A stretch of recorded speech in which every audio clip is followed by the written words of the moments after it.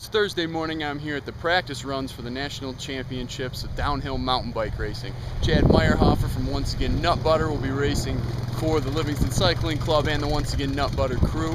He's here in the Cat 3 division. He's up on the mountain behind me somewhere. He's checking out the course right now. I'm gonna Taking the chairlift to the top. Behind us is where the pro course splits from the amateur course, and we'll look at where they start down at the top when we get up. But right there you can see where the two courses split. Where we looked at earlier, they come back together and everybody comes down through.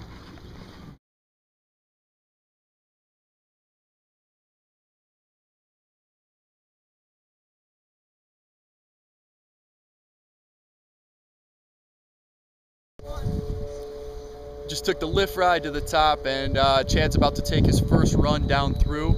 We got riders who are just starting out with the practice. They'll practice for maybe up to 4 or 5 hours today, going up and down, checking the course out. We'll start out by taking it a little slow and really looking at the features, finding the right lines, and then as they gear up and they get a little more comfortable with the course, they'll start hitting things harder and harder and try to hit it at race pace by the end of the day.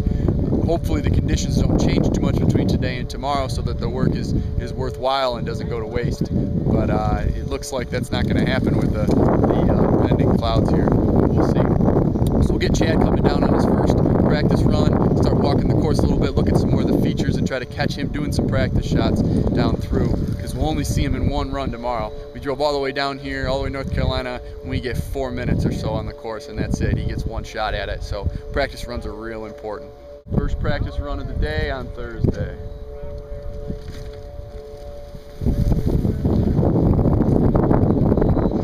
Seen a lot of riders come through this section where there's several lines to take. A lot of them are really studying it. It's amazing how much thought they put into what the right line is. They know they've got one shot tomorrow or the next day to win a national championship, and that's it. So they've got to pick the right lines, and they got to know ahead of time exactly where they're going to go in each and every turn through this section. And there's choices, and a lot of them are trying all of them as they're working down through, because they've only got one time to do it.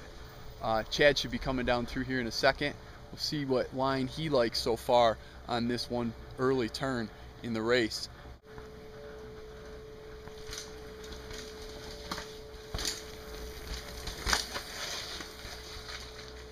This line is... A lot of guys have been coming up all the way up here on the high side of those rocks, and that seems to be the fastest and most efficient, is down through there. Like that? Even higher. A lot of guys have been coming by. Yeah, more so. You know, you kind of came right through that dip, and I think it's slower that way. But some guys have been hugging the very top of that rock. Right, riding this rock. Yep. Yeah.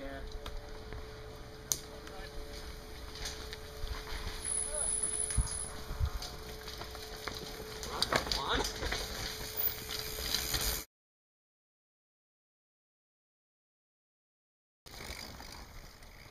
Here's where the riders come out of the woods before heading back in. On the amateur side of the course, you see it's tough to see from right here, and I don't want to get up and block anybody because I don't have a lot of room, but you see there's a little berm here that they have to rip through.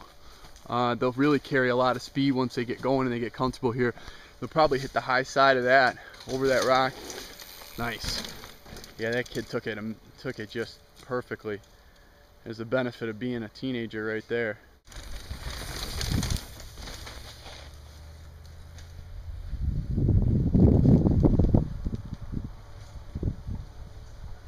And there Chad goes on his third practice run. See, he kind of got some good air there on that lip, but came into a little too long, so that's something he's going to have to take into account as he does his next run.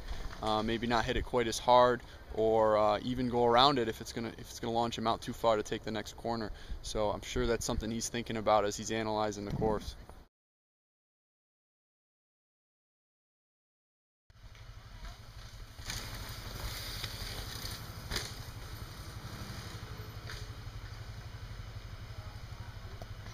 All right, there goes Chad again. It looks like he decided to take the inside line on this corner, where again there's several options. Riders have been taking that berm at times and look like they're moving pretty fast through that berm. The inside line Chad took is a little more direct and fast, but also possibly a little more difficult. And he took it pretty smooth. So maybe that's what he's thinking for tomorrow.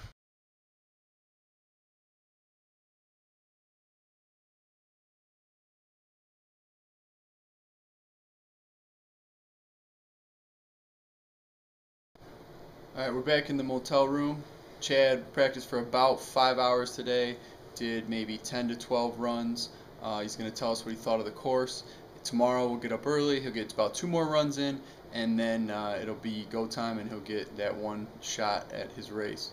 So here he is. Chad, tell us about the course today. I would say overall it's a relatively fast course, not a lot of pedaling, fairly technical with some features, and the features are actually a little bit tricky. It's not like you can just, go off them without thinking. You really have to have the bike in the... So obviously you've looked at a lot of the technical aspects of the course over the course of several hours today. What's it like being so meticulous and spending so many hours preparing for something that when you actually go and do the race you only get one time through and it only lasts a couple of minutes? Well, I think that, the point of today is that you run the course enough so that you have an idea of what lines you want to take. Not all courses have a lot of choices of different lines. Typically there's an inside, a straighter line that may be more technical and an outside line that's longer. This course actually has a lot of lines, so it was good to practice it. But of course when you get into the race, if depending on how things go, if you blow out a turn or whatever, you may be taking a completely different line.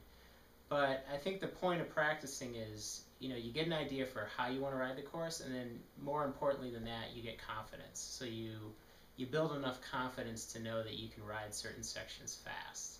And that's really the important. Well, tell us a little bit about the bike you ride. How does a downhill bike differ from your typical full suspension mountain bike that people around our area might ride on a Finger Lakes trail or at Dryer Park? How's this bike different? The biggest thing about a downhill bike is it has what we call raked out. So this has a 64-degree head angle, which puts the front tire way in front of where you're gripping the handlebars. The brakes are much more large and powerful. So you can see the rotor size on the brake is much bigger than the rotor would be on a cross-country bike. That's another difference. So this has a lot more stopping power. The bottom bracket on the bike is relatively low. And then again, you're going to have instead of an air shock, this is a coil spring. So this is better at absorbing bigger hits. Friday morning, everybody's getting set up and ready to go. Chad's up getting his gear on. It rained a little bit last night, but not too muddy yet. So hopefully it holds off. It's still pretty dark, but hopefully there's just enough rain to get the dust settled. It's about 7:30 right now, so he'll have time to get about 2 runs in, and then he'll race at 10 o'clock. So you can see everybody's getting set up. And you can see the mountain up behind us.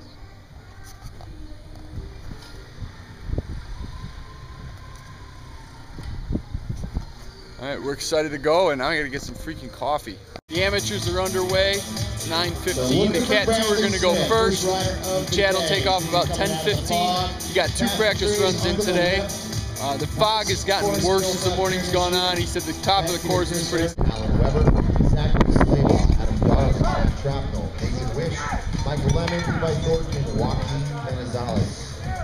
Alright, there goes Chad. He's heading up the mountain. He gets his one shot right now. The Cat 2s are finishing up, and he'll be going in about 10 to 15 minutes.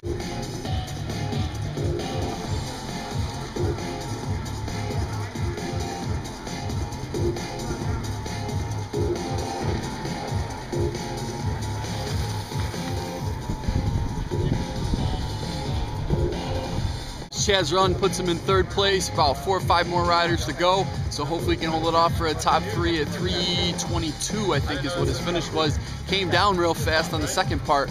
Let's see how he did on the first, but he's right there with the top finishers. The preliminary results are in. Have Chad finishing 5th in his age group. They're not official yet because there's still some protests, or still time to protest. Hopefully there isn't anything, but that 5th will get him on the podium at Nationals. Chad, tell us about the run today. It was really a different course today than yesterday. It was very, very muddy at the top and slick. We had a lot of rain last night, so it changed the dynamic quite a bit. The top was okay. I was a little bit slow, maybe a little conservative on the muddier part. And then as the race went on, I felt like I was getting a little faster, and I took the lines I wanted to at the bottom and the drops I wanted to take. So overall, not a bad day, I'd say. How'd the competition look today? It was pretty stiff. I mean, I would say these guys are a lot faster than the guys I usually race against at the regional races. So everyone there was definitely gunning for it. All right, cool. We'll get you on the podium. Category 3 men, 30 to 39, finishing in 5th place from Hellerton, Pennsylvania, Chad Meyerhoefer. In 4th place from Hendersonville, North Carolina, David Lamont. In 3rd place from Austin, Florida, David Patensky. 2nd place out of Columbia, South Carolina, Eric Needham. And the winner of gold with a time of 3:14 from DeBrary, Florida.